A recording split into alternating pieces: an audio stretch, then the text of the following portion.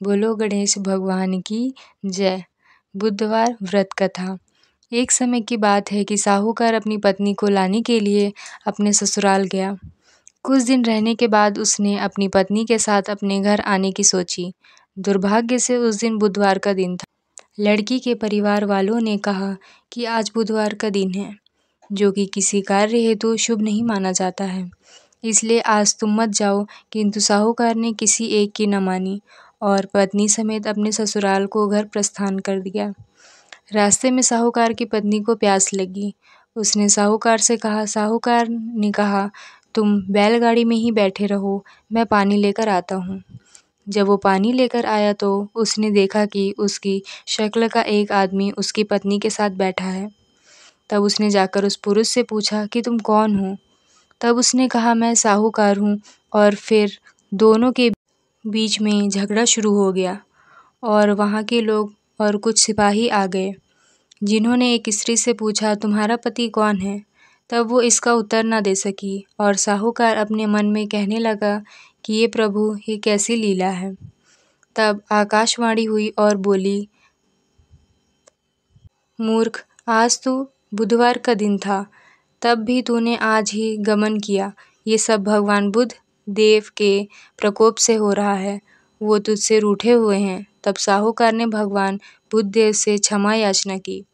तब तो आकाशवाणी खत्म हो गई और इंसान के रूप में आए बुद्ध देव भी अदृश्य हो गए और फिर साहूकार अपनी पत्नी संग घर गया और भगवान बुद्ध देव की पूजा की। जो भी इस व्रत का कथा को सुनता है, उसको बुधवार की यात्रा करने का पाप नहीं लगता है।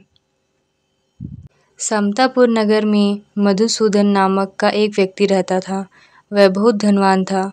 मधुसूदन का विवाह बलरामपुर नगर की सुंदर और गुणवती लड़की संगीता से हुआ था।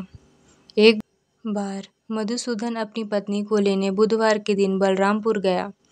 मधुसूदन ने अपनी पत्नी के माता पिता से संगीता को विदा कराते हुए कहा। माता पिता बोले, बेटा आज बुधवार है, बुधवार को किसी को भी शुभ कार्य के लिए यात्रा नहीं करना चाहिए। लेकिन मधुसूदन नहीं माना। उसने ऐसी शुभ अशुभ की बातों को नहीं मानते हुए बात कही। बहुत आग्रह करने पर संगीता के माता पिता ने विवश होकर दोनों को विदा कर दिया। दोनों ने बैलगाड़ी से यात्रा प्रारंभ की। 2 कोस की यात्रा के बाद उसकी गाड़ी का एक पहिया टूट गया। वहाँ से दोनों ने पैदल ही यात्रा शुरू की। रास्ते में संगीता को प्यास लगी। मधुसूदन उसे एक पेड़ के नीचे बैठाकर जल लेने चला गया।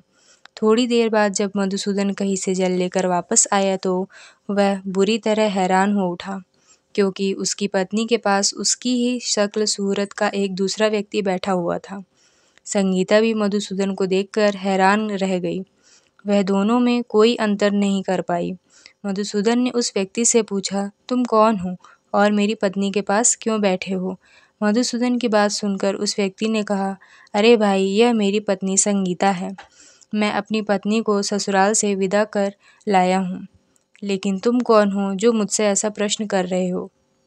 मधुसूदन ने लगभग चीखते हुए कहा, तुम जरूर कोई चोर या ठग हो। यह मेरी पत्नी संगीता है। मैं इसे पेड़ के नीचे बैठाकर जल लेने गया था। इस पर उस व्यक्ति ने कहा, अरे भाई, झूठ तो तुम बोल रहे हो। संगीता को प्यास लगने पर जल लेने तो मैं गया था। मैंने तो जल लाकर अपनी पत्नी को पिला भी दिया है। अब तुम चुपचाप यहाँ से चलते बनो, नहीं तो किसी सिपाही को बुलाकर तुम्हें पकड़वा दूंगा। दोनों एक दूसरे से लड़ते रह गए। उन्हें लड़ते देख बहुत से लोग वहाँ एकत्र हो गए। नगर के कुछ सिपाही भी वहाँ आ गए। सिपाही उन दोनों को पकड़कर राजा के पास ले गए। सारी कहानी सुनकर राजा ने भी कोई निर्णय नहीं कर पाया। संगीता भी उन दोनों में से अपने वास्तविक पति को नहीं पहचान पा रही थी। राजा ने दोनों को कारागार में डाल देने के लिए कहा। राजा के फैसले पर असली मधुसूदन भयभीत हो उठा। तभी आकाशवाणी हुई, मधुसूदन, तूने संगीता के माता पिता की बात नहीं मानी और बुधवार के दिन अपने ससुराल से प्रस्थान किया। यह सब भगवान बुद्ध देव के प्रकोप से हो रहा है।